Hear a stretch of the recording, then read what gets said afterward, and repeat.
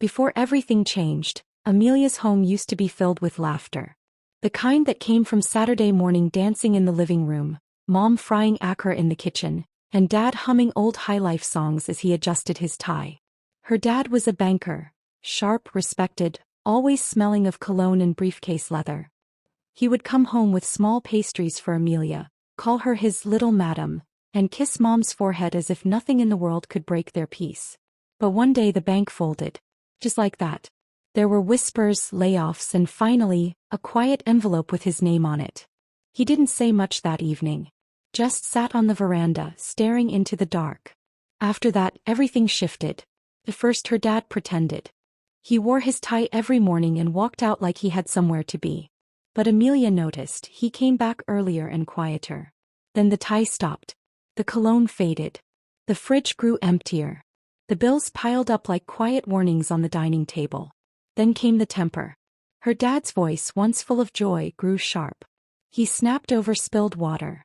He shouted when Mom served food late. And sometimes, he said things to Amelia that made her chest tighten for hours. He was hurting, but the way he hurt her she didn't understand. So her mom stepped up. She started selling vegetables and ground nuts at the local market. Every morning she left early and every evening she stayed back late, struggling to make ends meet. It was Amelia Mom who now came to pick Amelia. Not in a car but with dust on her slippers, sweat on her neck, and a tired smile that still tried to be strong. But the market always closed late. So after school hours Amelia waited. The final bell rang. That sound? It was like music to every tired student's ear. Bags zipped, chairs scraped against the floor, and laughter poured into the warm afternoon air like a river let loose. But for 14-year-old Amelia, school wasn't really over. While others ran home chasing puff-puff sellers and calling out to their friends, Amelia stayed behind, again. She sat alone on the stone bench under the old mango tree, her bag on her lap like a protective shield. From a distance her classmates barely noticed her. To them she was the quiet one. But if only they knew. Every day after school hours Amelia waited for her mother. Not because she couldn't go home alone, but because she didn't want to. Because home wasn't always peaceful. You see, Dad had changed ever since he lost his job. His voice was louder. His face was harder. And sometimes, his words left bruises you couldn't see. So Amelia waited. Waited for Mom to close her market stall and come. Waited for a walk home filled with quiet comfort and maybe a roasted corn from a roadside seller if the day had been kind. Sometimes she waited until the sun dipped low and the compound caretaker started locking gates. But on this particular day something changed. As she sat on the bench, a shadow fell across her. She looked up. It was Miss Taylor, the new literature teacher with the soft voice and the kind eyes. "You're always here late," Miss Taylor said, sitting beside her. "Waiting for someone?" Amelia nodded. But her eyes betrayed her. They were glassy red-rimmed. Miss Taylor noticed. "Amelia, it's okay. You don't have to tell me everything," she said gently, "but if you ever feel unsafe I want you to know. I'm here. You're not alone." And for the first time in a long while, Amelia believed it. That evening Miss Taylor walked her halfway home. They talked. Not about schoolwork. Not about poems. But about things that really mattered. Like how hard it is to smile when your world feels cracked. And just like that, after school hours became a little less lonely. Amelia kept to herself as always. But things changed the day Mike Okonkwo noticed her under the mango tree. He was everything Amelia wasn't. Loud, popular, effortlessly confident. The son of Chief Okonkwo, owner of a tech company that sponsored half the school's new buildings. Mike had drivers, designers, and dollars. But that day something made him stop. Maybe it was the way Amelia's eyes always stared into space like she was dreaming of escape. Or maybe he was just tired of fake friendships. "Hi," he said, plopping down beside her on the bench. Amelia blinked, confused. "Hi. I see you here a lot.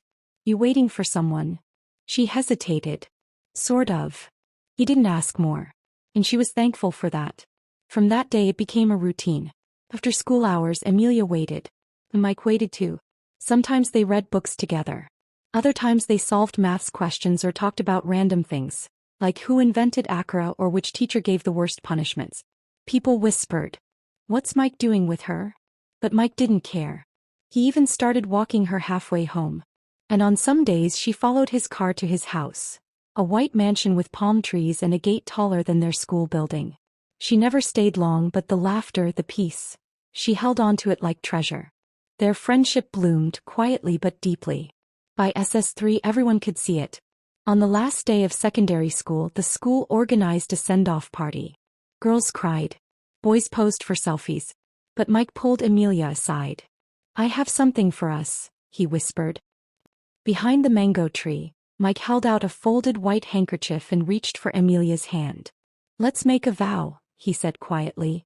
"To never lose each other, no matter where life takes us." They made a promise right there, hands pressed tightly together, eyes locked, whispering of forever only the two of them would understand. Then Mike looked at the handkerchief in his palm, lifted it slightly as if to toss it into the wind, but paused. "No," he said softly. "You keep it." He turned to her and gently placed it in her hand. "Because some things are too special to throw away." Amelia said nothing. She just nodded and tucked it into her bag, holding it like it carried the weight of everything they weren't ready to say. Amelia's eyes widened. "Are you serious?" "You're smart, Amelia. I know you'll go far. But even if we're miles apart, we stay close. We stay together. Promise." "Forever," she whispered. "Forever," Mike echoed. That was their secret. After graduation, Mike got into the richest university in the country, one with marble halls and international lecturers. Amelia. She was offered a scholarship to study medicine at a public university, far away from home. She hadn't even told Mike yet. Now she held the acceptance letter in her trembling hands, sitting under that same mango tree where it all began. Would he remember the promise? Or had forever already started to fade? Amelia stared at the letter, the edges now soft from how many times she had folded and unfolded it. A full scholarship. Her dream. A chance to become a doctor, to make her mother proud, to escape the silence that sometimes lived in their house like a shadow. Her fingers trembled. She hadn't told Mike. Not because she didn't want to, but because she didn't know how. They hadn't spoken much since the send-off party. He'd been whisked away almost immediately after graduation. Orientation, travel prep, and his father's endless meetings. When she tried calling once, the number rang out. No reply. He typed the message more than 10 times. "Mike, I got in. It's far. But I wanted to tell you first." Delete. "Do you still remember the mango tree?" Delete. She didn't send anything. Instead, Amelia sat in silence under that tree. The same tree where he first spoke to her. Where they made the promise. Where forever had been whispered like a sacred truth. But promises, she was learning, didn't always travel well. Across the country, in a campus built like a luxury resort, Mike scrolled through his messages between classes. All group chats. All noise. Nothing from her. He thought about calling twice. He even drafted a message. "I've missed you." But something held him back. Maybe it was the fear that she had already moved on. Maybe he was the one who forgot to hold on tight enough. Meanwhile, Amelia prepared for her own journey. Her mother helped her pack, small things first. Clothes, books, a pair of worn-out sandals she refused to leave behind. But tucked between them all, in a quiet corner of her bag, was the white handkerchief. Still folded. Still clean. Still hers. The day before she left, she walked to the mango tree one last time. The sun was setting, painting the sky in soft orange and pink. She sat there hoping, not for a miracle, just a message. A word. Anything. But nothing came. He smiled a little. Not out of happiness, but because sometimes letting go doesn't look like anger. Sometimes it looks like acceptance. She stood, touched the bark of the tree and whispered, "Thank you for everything." Then she walked away. First day of university. New faces. New halls. New life. Amelia focused. Lectures, labs, long nights reading with the help of shared torchlight during blackouts. But every now and then, when it got quiet enough, she'd reach into the back of her drawer, unfold the white handkerchief, and remember. Some promises don't fade. They just wait. Weeks passed. Amelia moved through her new world with quiet determination. Her campus was crowded with lecture halls, noisy roommates, shared meals of dairy and groundnut, and water that sometimes only ran at midnight. But Amelia was used to stretching comfort into survival. She made two friends, Zara and Peace, girls who laughed loudly and studied hard, who didn't ask too many questions about the handkerchief Amelia kept hidden in her drawer like it was sacred. Some nights, when the room grew dark and the laughter faded, Amelia would lie in bed, stare at the ceiling and whisper into the quiet.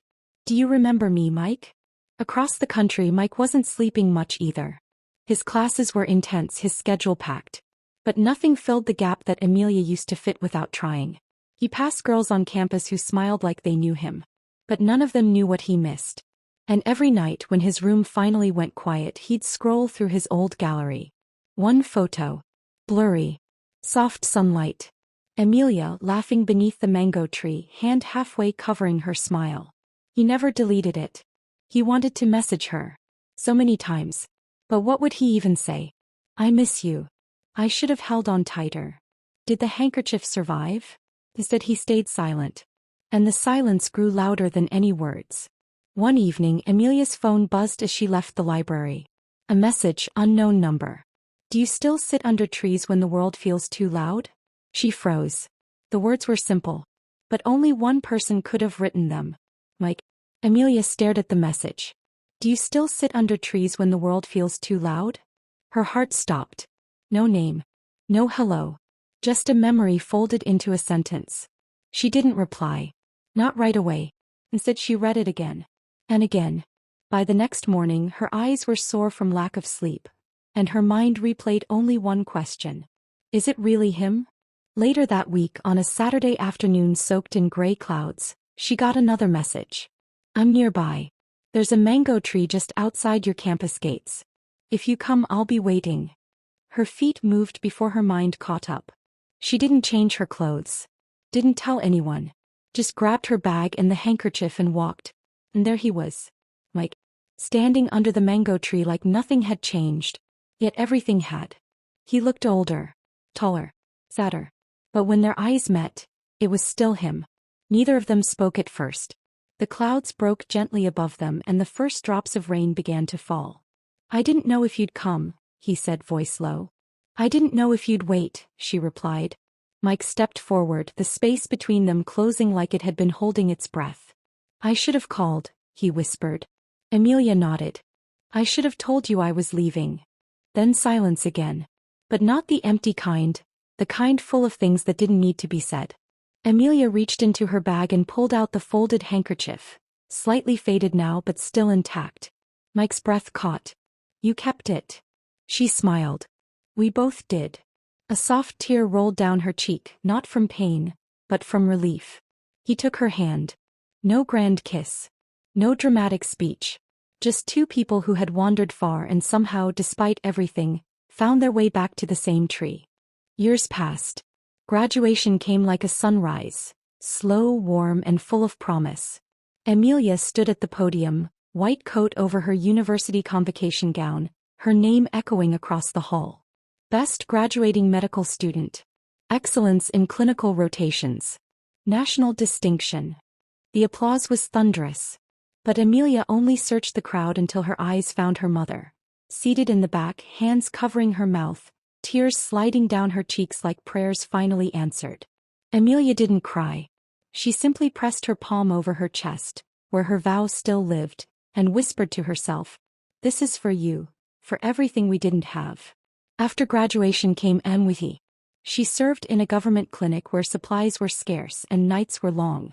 But every patient she treated with steady hands and a tired smile brought her one step closer to the future she dreamed of. When her service year ended, things moved quickly. She was offered a job at St. Raphael's Private Hospital, one of the wealthiest medical centers in Lagos. Glass elevators. Scented hallways. Consultants that wore designer shoes. Patients called her Dr. Amelia. Colleagues called her the Miracle Girl. But no one knew about the folded white handkerchief tucked inside her journal drawer. Still neat, still hers. Her old phone, the one with Mike's number, voice notes, and every photo they took under the mango tree, had been stolen during her second year in university. And with it, her only line to him vanished. He tried searching. Tried asking mutual friends. But no one had his new number. Maybe that's how forever fades. Not with anger, but with absence. She hadn't heard from Mike in years. Not since secondary school. Not since that mango tree. Not since forever. Across the city, Mike Okonkwo had become a name tied to tech. Startups. Interviews. Leggy. He worked with his father's firm, wore Italian suits, and was constantly tagged on blogs as Nigeria's most eligible tech prince. But behind the headlines lived a different story. He hadn't laughed in months. His eyes didn't light up the way they used to. And every time someone said love, all he saw was a mango tree. And the girl he never went back for. His parents had long arranged his engagement to Leona, the daughter of a billionaire hotel magnate. She looked perfect in every photo. But perfection had a price. He loved power. Not people. She posted pictures of Mike with captions like, "Forever with my heartbeat." Then turned to him after and said, "Smile properly. You look tired." Mike forced himself to keep up. Meetings. Planning. Wedding talks. But deep down, something was missing. And one rainy Thursday afternoon, he was about to find it again. In the one place he never expected. The rain started gently. Soft drops tapping on the windows of St. Raphael's Hospital. Amelia was at the nurse's desk checking patient files when the receptionist called out, "Dr. Amelia, you're needed in the private ward. Emergency." She grabbed her coat and rushed off, not knowing who was waiting downstairs. At the same time, Mike stood at the hospital entrance, one hand holding onto his father, Chief Okonkwo, who was breathing heavily. "My dad's chest is hurting," he said urgently. "Please, we need a doctor." "Dr. Amelia is on her way," the receptionist replied. He didn't notice the name. Not until he saw her. She turned the corner, patient chart in hand, calm, focused, and then, their eyes met. They both froze. "Emmy?" Mike said softly. Amelia stopped. Her heart skipped. "Mike." For a few seconds the whole hospital disappeared. No nurses. No noise. Just the two of them, and years of silence between their eyes. She looked away quickly and focused on his father. Her hands were steady as she checked his pulse, asked questions, gave instructions. But inside, she was spinning. Mike just stood there watching her in disbelief. She wasn't the quiet girl from school anymore. She had grown. She was confident. Sure, a real doctor. But her eyes, still soft, still familiar. After attending to Chief Okonkwo, Amelia handed her notes to a nurse and started to leave. But Mike stepped in front of her. "Please, can we talk?" She hesitated, then nodded. "Just for a few minutes." They stepped into a quiet waiting room nearby. The rain continued outside. Mike turned to her. "I tried to find you," he said. "But your number didn't go through. I even called our old school." "My phone was stolen," Amelia replied. "In second year. I lost everything. I tried looking for you too." Their eyes met again. "I waited by the mango tree sometimes," she whispered. Mike blinked slowly. "So did I." Silence. But not the heavy kind. The kind that says, "I never forgot." The kind that lets hearts speak without needing too many words. And even though nothing had been said about love or the years, or the handkerchief still tucked in her drawer, it was clear. Some connections don't break. They just wait until you're finally ready. Later that evening, the hospital was quieter. Most of the day's chaos had calmed, but Amelia's mind hadn't. She sat at her desk in the doctor's lounge, staring at a cup of cold tea. She hadn't touched it. On her lap, her journal lay open. Tucked between its pages, the folded white handkerchief. She hadn't planned on seeing Mike again, not like this. Not while she was finally building something for herself. Not when she'd worked so hard to let go of what used to be. Just then her phone buzzed. A message from an unknown number. "I'm outside. Not to bother you. I just couldn't leave without saying thank you. Emo." Amelia sighed. She stood slowly, slipped on her coat and walked out the staff entrance. There he was. Mike. Standing by a sleek black SUV, hands in his pockets, rain lightly falling around him. He smiled when he saw her. That same crooked smile that once asked if she was waiting for someone. "Do you want to sit in the car?" he asked. She shook her head. "No. I like the rain." He chuckled. "You always did." They stood in silence under the small shelter beside the hospital's gate. Then he said it, the one thing she didn't expect. "I'm engaged." Amelia's heart didn't break. But paused. I figured, she replied softly. I saw the post. Her captions. He winced. That's not love. That's branding. He looked at her, eyes suddenly raw. She doesn't know me. Not really. Not like you did. People grow, Amelia said gently. Maybe we were just a chapter. Mike shook his head. You weren't a chapter, Amelia. You were the story. The rain picked up a little.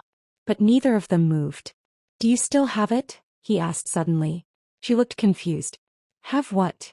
He smiled a little. The handkerchief. She looked down at her bag, then back at him, eyes soft, guarded but honest. Yes. He nodded slowly. I'm glad one of us kept the vow. Another pause. Then a car horn honked from across the road. She had come to pick him up. Mike turned to go, but not before looking at Amelia one last time. If life gives me one more chance, Amelia. He didn't finish the sentence. But she heard it. He felt it. He crossed the road. Got into the car. And she watched as he disappeared into the Lagos traffic. But this time she didn't cry. She turned and walked back into the hospital. Because even though the past had returned, her future was just beginning. 2 months later, St. Raphael's Hospital was glowing with lights and soft music. The management had organized a charity gala, a black tie event to raise funds for children with heart defects.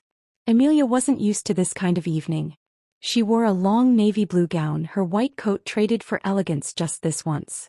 Her hair was pinned up, simple but graceful. People kept walking up to her, thanking her, shaking her hand. You've saved so many lives, Dr. Amelia. We're proud. She smiled politely, but her mind was elsewhere. Just before the event started, she had received an email. Subject: Special guest appearance. Message: Representing Okonkwo Technologies, Mike Okonkwo and fiancé. Her heart thudded. Why tonight? She was being honored. Recognized. She had earned this moment. But now, he would be in the room. And so would Leona. An hour into the gala, Mike arrived. Sharp black tuxedo. Clean shave. But his eyes searched the hall like a man looking for something he thought he lost forever. Leona walked in beside him, dressed to outshine the chandeliers. Her smile was perfect. Her laugh too loud. Her hand never left his arm. But Mike's gaze? It found Amelia the second he walked in. She was on stage giving a short speech about why saving children mattered. Her voice was calm, but her fingers fidgeted with her notes. He noticed. He remembered. As the crowd clapped, she stepped down from the podium. And just like before, just like under that mango tree, their eyes met. Later that night, Amelia stood alone by the balcony, breathing in the cool night air. Behind her, heels clicked. Dr. Amelia, she said sweetly. You're quite popular tonight. Amelia turned, polite but guarded. Thank you. It's not about popularity. It's about the cause. Leona smiled. But her eyes were sharp. Mike told me you two were old friends. Amelia didn't respond. Funny, Leona added. He never mentioned you. Until after he saw you again. Silence. Then, without looking up, Amelia said quietly. Some things don't need to be mentioned to be remembered. Leona's smile faded for a second. Then she tossed her hair and walked away. Near the end of the night, Mike found Amelia again. This time alone. You were amazing up there, he said. She turned to him, unsure what to say. I meant what I said that night, he added. About second chances. Amelia looked at him, really looked. Then why are you still with her? Mike sighed. Because everything's already been planned. And sometimes, walking away feels like disappointing everyone. She shook her head softly. But staying might mean disappointing yourself. Another silence. He stepped closer. Do you still feel it? He asked, voice low. Between us. Amelia didn't speak. Instead, she reached into her small evening bag and brought out the handkerchief. Still folded. Still clean. She placed it gently in his palm. You gave it to me once, she said. Now it's your turn to keep it safe. Then she walked away, her heels clicking softly into the night. Mike. He stood there with the handkerchief in his hand, knowing exactly what he had to do. The next morning, Mike didn't sleep. The white handkerchief sat on his bedside table, folded neatly but heavy with meaning. It wasn't just cloth. It was a memory. A moment. A promise he never really let go of. By 7:30 a.m. he had made his decision. Later that day, Leona was mid-spa appointment when Mike walked into the lounge. She raised her sunglasses. "Mike, what are you doing here? You look serious." He sat down across from her. "We need to talk." Leona tilted her head, amused. "Don't tell me you've come to drag me to another charity board meeting." "No," he said quietly. "It's about us." Her smile faded. "I can't marry you." She blinked. "Excuse me. I'm not in love with you. I don't think I ever was." Leona stiffened. "So what now? You're leaving me for that girl in scrubs." Mike didn't flinch. "I'm choosing peace. I'm choosing real. I'm choosing someone who knew me before the noise, before the headlines, before I even had a title." Leona laughed bitterly. "Wow. So all this was for nothing." He stood up. "It wasn't love. And I won't fake it anymore." Then he left. No drama. No second guess. 2 weeks later, St. Raphael's Hospital was its usual busy self when a note arrived at the front desk for Emilia. She opened it. "Tomorrow, 5 p.m. If you're free. I'd really like to talk." No name. But she knew who it was. Her hands trembled just a little. The next day, she waited outside the hospital, in her favorite blouse and jeans, nothing fancy, just herself. Mike showed up right on time. Their eyes met. No words, just silence full of memories. Then, a small smile. He stepped forward and pulled something from his pocket. The white handkerchief, still folded, still clean. "I kept it," he said. "Even when I didn't know if I'd ever see you again." She looked at it, then up at him. "So what now?" she asked softly. Mike took her hand. "Now we don't run. We take our time. We build something real. Together." She nodded, eyes glassy but full of peace. And just like that. No big declarations. No audience. No grand stage. Just two hearts quietly finding their way back home. Leona didn't take the breakup quietly. At first she posted cryptic quotes. "Never trust a girl who hides behind a white coat." Then came the blog leaks. Anonymous tips to gossip pages claimed that a certain young female doctor at a top hospital had seduced a tech CEO during her shift. Whispers started. Consultants gave Emilia long stares. 2 patients suddenly requested a different doctor. Her supervisor called her in. "Emilia, someone's trying to smear you. Do you know anything about this?" She shook her head, heart pounding. But deep down, she knew. It was Leona. She had the influence. The money. The connections. Meanwhile, Mike found out through a friend. He stormed into Leona's office. "You think dragging her name will fix your pride?" Leona, calm as ever, poured herself a drink. "Oh please. People like her rise too fast. I'm just reminding the world where she came from." "You're scared." "I'm bored." He left with one decision. He had protected his company. Now he would protect her. Back at the hospital, Emilia got a letter from the hospital board. A suspension notice pending investigation. Tears filled her eyes. Her chest felt hollow. After everything, was this how her journey would be erased? But the next morning something happened. A news article went viral. Tech CEO defends young doctor amid false allegations. Mike had gone public. He defended her with truth, with evidence, and with emotion, without dragging Leona's name. His post ended with, "This doctor saved my father's life. And years ago she saved me too. I won't let anyone silence her light." At first Emilia didn't believe it. She was sitting alone on her bed, lights off, phone on silent, trying to make sense of everything. Then her phone buzzed. Then buzzed again. And again. Her inbox was flooding. Messages from classmates, nurses, even strangers. "We believe you. You're stronger than this. Thank you for inspiring my daughter." Someone even sent flowers to her apartment with a note that simply read, "Keep wearing that white coat. It suits you more than the gossip ever could." She finally opened the article. Her hands trembled as she read every word Mike had written. He had stood up for her, not out of pity but with pride. With respect. He reminded the world of her strength. And he reminded her too. Later that day, the hospital board called an emergency meeting. The chairwoman cleared her throat. "We owe you an apology, Dr. Emilia." They reinstated her license, cleared her name, and issued a formal statement to the press. But Emilia didn't go back to work immediately. Instead she went to her journal, opened to the back page, and pulled out the white handkerchief, the same one from years ago when a boy named Mike had given it to her outside a small clinic gate. She held it now with different hands. Stronger hands. Tired but not broken. She smiled to herself. This time not because of Mike, but because she had finally remembered who she was, even when the world tried to forget. A week later, Leona sat alone at a fancy dinner party, scrolling through her phone. The headlines had changed. People weren't talking about her dress or her beauty brand or even the breakup. They were talking about Amelia. A girl she once looked down on. A girl the world now looked up to. And the worst part? Amelia hadn't said a word. No clapbacks. No interviews. No revenge. Just grace. And truth. And that burned more than any headline ever could. Meanwhile, Mike waited outside the hospital leaning on his car. When Amelia finally stepped out in her coat and scrubs, he smiled. Ready to save the world again, doctor? She chuckled softly. One patient at a time. Then she paused. Looked at him. Thank you, for everything. He nodded, eyes gentle. I meant every word. This time she didn't walk away. This time she walked beside him. Not as the girl with the handkerchief, but as the woman who stitched her own name back together, thread by thread, heart by heart. And she was just getting started. Amelia stood outside the hospital gates.